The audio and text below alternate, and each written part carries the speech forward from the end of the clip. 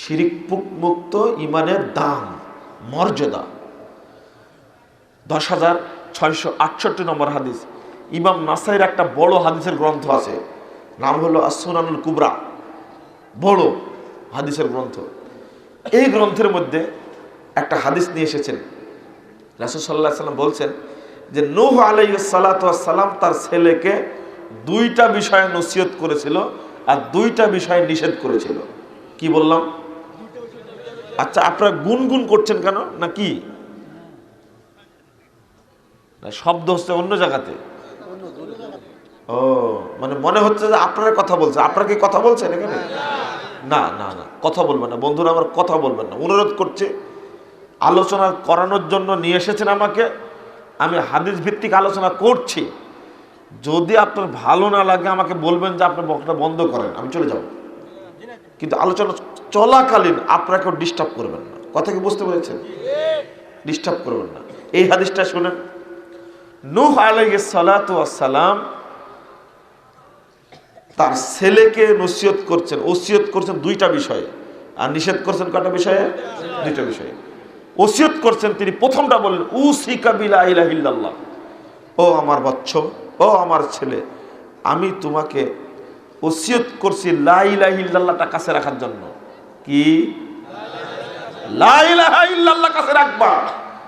লা ইলাহা ইল্লাল্লাহ যদি তোমার কাছে থাকে, ফা ইন্নাস সামাওয়াতি ওয়াল আরদ লাউ কানাতা হালাকাতান ফাকাসামাতহুমা, যদি আসমান এবং জমিন তোমার বিরুদ্ধে একত্রিত হয়, এক হয় তোমার বিরুদ্ধে, আসমান জমিন যদি তোমার বিরুদ্ধে এক হয়, একযোগে তোমার বিরুদ্ধে করে, আর তোমার কাছে যদি লা ইলাহা ইল্লাল্লাহ থাকে, লাকাসামাতহুমা, এই লা ইলাহা ইল্লাল্লাহ আসমান জমিনকে একবারে ভেঙে চৌচির করে দেবে।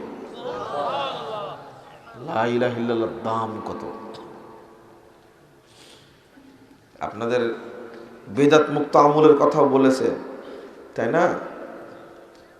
একজন ব্যক্তি মুরব্বী ফজিলত বর্ণনা করছে মসজিদে, বহু মানুষ আগে বলে নেছে যে আপনারা বসে যাবেন, বাকি নামাজ বাদ এলেম ও ইমান ও ইয়াকিনের আলোচনা হবে, বহুত ফায়দা হবে।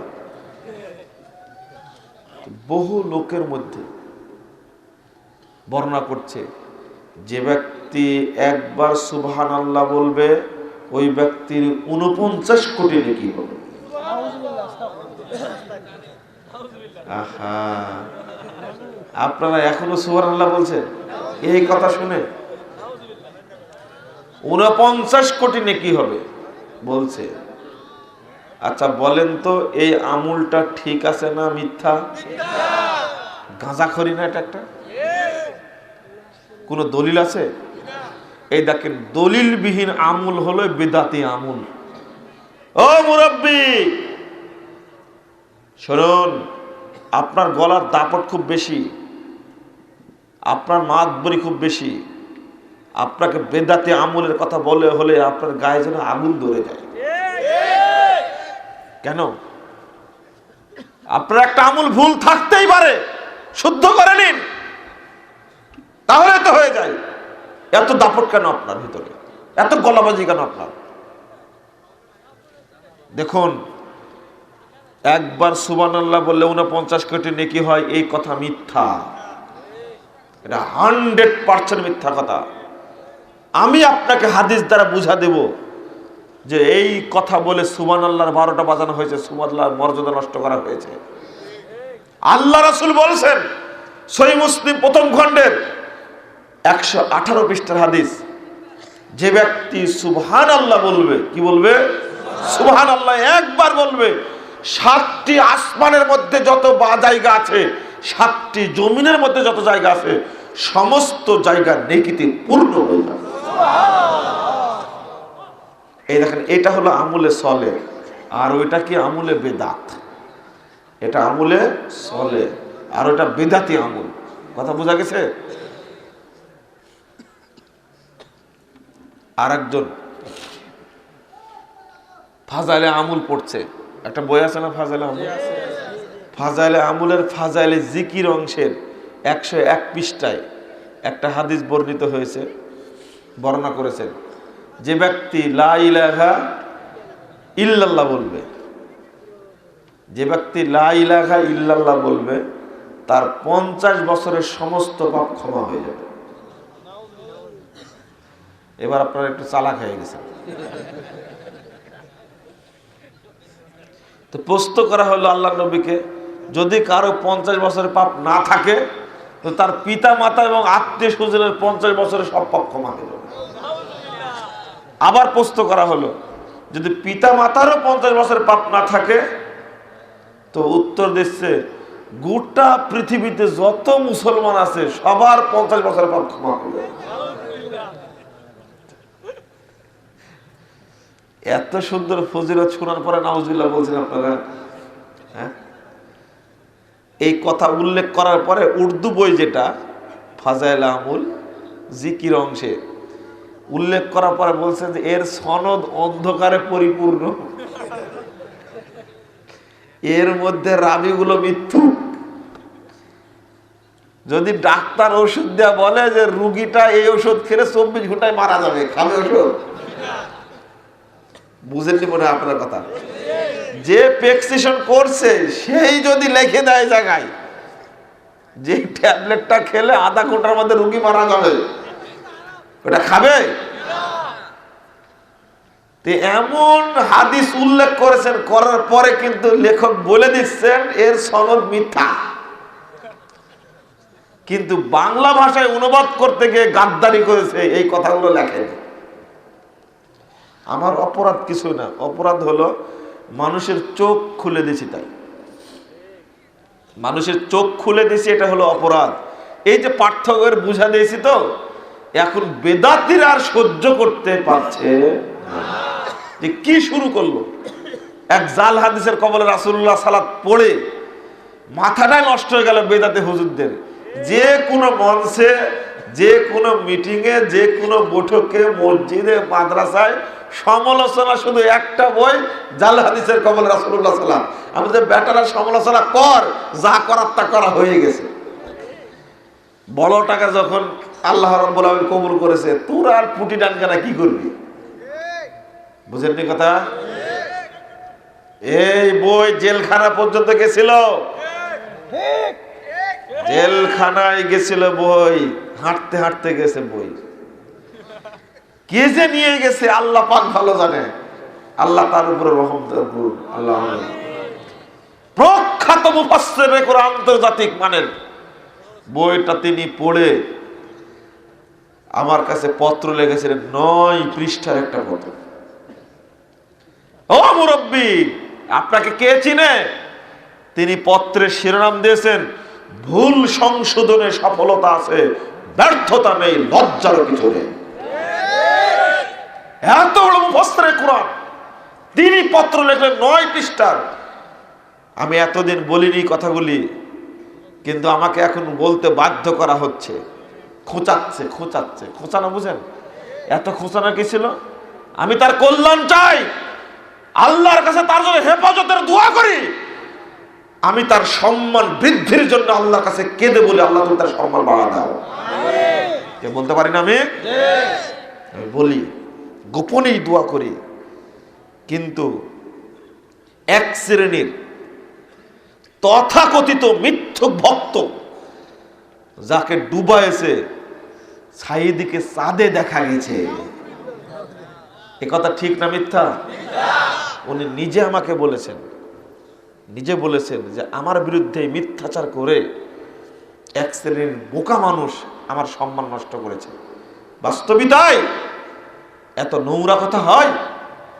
এই শ্রেণীর মানুষ আমার বিরুদ্ধে, কে লন্ডন থেকে বসে, কে কানাডায় বসে, কে আমেরিকায় বসে, কে ফ্রান্সে বসে, কে চীনে বসে, কে জাপানে বসে, কে বাংলাদেশে বসে আমার বিরুদ্ধে মিথ্যাচার শুরু করে দিল। এরা ওই যে ভক্তরাই আলেমকে ডুবিয়েছে, আবু হানিফাকে ডুবাইনি এক শ্রেণীর মানুষ? আবু হানিফা এত বড় ইমাম, এত বড় ফকিহ, তার মতো মানুষকে ডুবালো কি করে? যে আবু হানিফা রাহিমাহুল্লাহ নাকি 30 বছর 40 বছর দীর্ঘ 50 বছর যাবত এশার ওযু দিয়ে ফজরের সালাত পড়েছে। আচ্ছা, এত বড় ইমামকে এই মিথ্যা কথা বলে পচানোর দরকার ছিল?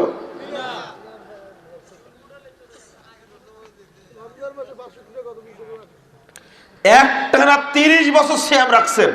এইরকম একজন ফকি বড় মানুষ, উনি জানেন না যে একটানা সিয়াম রাখলে সিয়াম কবুল হয় না? উনি কি জানতেন না এটা? একটানা 30 বছর সিয়াম রাখছেন, এটা গাঁজা করে কথা বলার জায়গা আছে?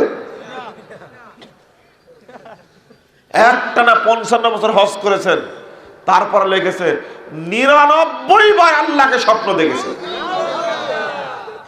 আচ্ছা, কথার একটু ধারা করা তো দরকার থাকতে। আপনারা তো রেগে যাবেন কথা বললে। ভক্ত হলে এত ভক্ত হয়ে হুজুরকে ডুবাতে হয় না।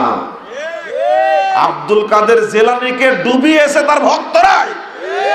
যারা আব্দুল কাদের জেলানি পূজা করে তারা আব্দুল কাদের জেলানিকে ডুবাইছে। বুঝছে? মিথ্যা কথা বলছে। 18 পারা কুরআন পেটের মধ্যে হেফজ করেছে, তারপরে বের হয়েছে। আব্দুল কাদের জেলানি একদিন ভিক্ষা দিচ্ছে ভিক্ষুককে, তার মা ভিক্ষুককে ভিক্ষা দিচ্ছে, তো মায়ের ওই ভিক্ষুক মায়ের সাথে অন্যায় করবে বুঝতে পেরে মায়ের পেট থেকে বাঘ হয়ে বেরিয়ে গেছে, যে ভিক্ষুককে মেরে ফেলে দিয়েছে। ঢুকলো যে কি হয়ে পরে আর বলে না। আপনারা হাসছেন কেন? দেখবেন আব্দুল কাদের জেলানির ফজিলত কত। আল্লাহর নবীকে জিবরিল আমিন সিদরাতুল মুনতাহাতে নিয়ে গেছেন, যার পরে জিবরিল আমিন পালাইছে। জিবরিল আমিন এরপরে যাওয়ার তার অনুমতি নাই, আছে? জিবরিল আমিন পালাই গেছে। এখন মোহাম্মদ সাল্লাল্লাহু আলাইহি ওয়াসাল্লাম বিপদে পড়ে গেছেন। ঠিক এই সময় আব্দুল কাদের জেলানি এসে বলছে, কি ব্যাপার মোহাম্মদ, ঘটনা কি? আস্তাগফিরুল্লাহ আস্তাগফিরুল্লাহ আস্তাগফিরুল্লাহ। বলছে আমাকে তো জিবরিল রেখে চলে যখন যাই কোথায়, বলছে আসো, আল্লাহর কাছে যেতে হবে। আব্দুল কাদের জেলানির মর্যাদা কত! মোহাম্মদ যেখানে ঠাঁই পাচ্ছে না সেখানে আব্দুল কাদের জেলানি এসে মোহাম্মদকে নিয়ে গেল আল্লাহর কাছে। চিন্তা করতে পেরেছে, ভাবতে পেরেছেন না? বেকুবের মাথা নেই যে আল্লাহর নবীর জন্মের কত বছর পরে আব্দুল কাদের জেলানির জন্ম। বুঝেন না আপনার? আস্তাগফিরুল্লাহ আল আযীম। কত বেলায় এই গল্পগুলো বলেই ভক্তদেরকে অন্ধ রাখা হয়েছে। অন্ধ করে রাখছে এটাকে। খবরদার, বেশি ভক্তি দেখাতে যায় ঈমান নষ্ট করবেন না, সাবধান থাকেন। আমি বলতে চেয়েছিলাম যে কথাটি, যে লা ইলাহা ইল্লাল্লাহর ফজিলত বলতে গিয়ে বলেন তো, আপনাদেরকে বলি, কেবল পাপ ক্ষমা হয়েছে 50 বছরে, জান্নাতের ফয়সালা হয়েছে? আমি যে হাদিসটা অনুবাদ করছিলাম, নূহ আলাইহিস সালাম তার বেটাকে বলছেন লা ইলাহা ইল্লাল্লাহ সিয়াত করছি, শুনে রাখো, লা ইলাহা ইল্লাল্লাহ যদি তোমার কাছে থাকে আর আসমান জমিন যদি তোমার একসঙ্গে হয়ে তোমার বিরোধিতা করে, লা ইলাহা ইল্লাল্লাহ আসমান জমিনকে ভেঙে টুকরো টুকরো করে ফেলে দেবে। তারপরে বলছে লা ওয়াজানাতহা, শোনো, তোমার নেকি আর পাপ মাপার সময় যদি আসমান জমিন বিরোধিতা করে, তোমার বিরোধিতা করে যদি পাপের পাল্লায় উঠে যায় আসমান জমিন, আল্লাহু আকবার, আপনাকে কিভাবে বুঝাবো? যদি কাল কিয়ামতের মাঠে মিজানে পাপ আর নেকি মাপার সময় যদি পাপের পাল্লায় আসমান জমিন উঠে যায়, এক লা ইলাহা ইল্লাল্লাহর কারণে তোমার পাল্লা ভারী হয়ে যাবে। এই হাদিসটা বললে কি কামড়ায়, চুলকায়? এটা সহিহ হাদিস না? সহিহ হাদিস বলেন, জাল হাদিস বলার কি দরকার? মিথ্যা হাদিস বলার কি দরকার?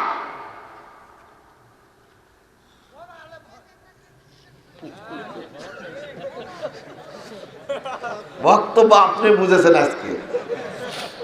জাল হাদিস বললে বড় আলেম হওয়া যায়, দেখছেন? বৈরাগী হওয়া যায়। আস্তাগফিরুল্লাহ। একটা গল্প শুনবেন, আগে হাদিসটা শেষ করিনি, হাদিসটা শেষ করিনি, মনে করে দেন, গল্পটা যদি ভুলে যায় মনে করে দেন। তো আর একটা ওসিয়ত করছি তোমাকে, শুনে রাখো, তুমি কখনো সুবহানাল্লাহি ওয়া বিহামদিহি বলতে ছাড়বা না। কি কথা? সুবহানাল্লাহি ওয়া বিহামদিহি। মুহাম্মদুর রাসূলুল্লাহ সাল্লাল্লাহু আলাইহি ওয়াসাল্লাম বলছেন, কেন সুবহানাল্লাহি ওয়া বিহামদিহি? এই কথা দুইটার কারণে, সুবহানাল্লাহি ওয়া বিহামদিহির কারণে পুরো বিশ্ববাসীর উপরে, সৃষ্টি জগতের উপরে আল্লাহ রহমত বর্ষণ করেন। যদি এই বাক্য তৈরি না করতেন আল্লাহ, তাহলে পৃথিবীবাসীকে রহমত দিতেন না। আর একটা কথা, ওয়ায়ুরজাকুল খলকু, সমস্ত সৃষ্টি জীবকে রুজি দেওয়া হয় এই বাক্যটির কারণে। আল্লাহু আকবার।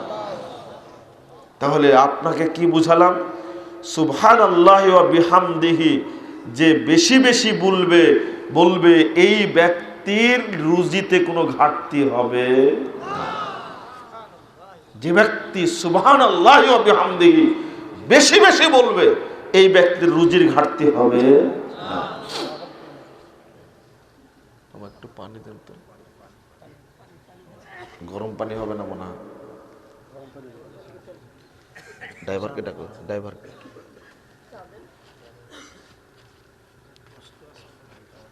আছে গরম পানি আছে? আপনারা বলেন তো, অন্তর খুলে বলেন তো বাক্যটা। অল্প লোক বলেছেন সুবহানাল্লাহি ওয়া বিহামদিহি। অন্তর থেকে বেশি বেশি বলবেন, আপনারা মনে থাকবে, বেশি বেশি বলবেন সুবহানাল্লাহি ওয়া বিহামদিহি। আল্লাহু আকবার। যে না না না না না না, শুধু এতটুকু, ওটা আলাদা। শুধু এতটুকু, এই ছোট্ট বাক্যটার জন্য,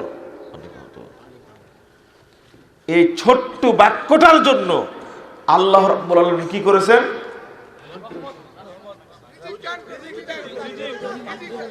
সৃষ্টি জীবকে রুজি দান করেন, আর একটা কি, সৃষ্টি জগতের উপরে রহমত নাযিল করেন।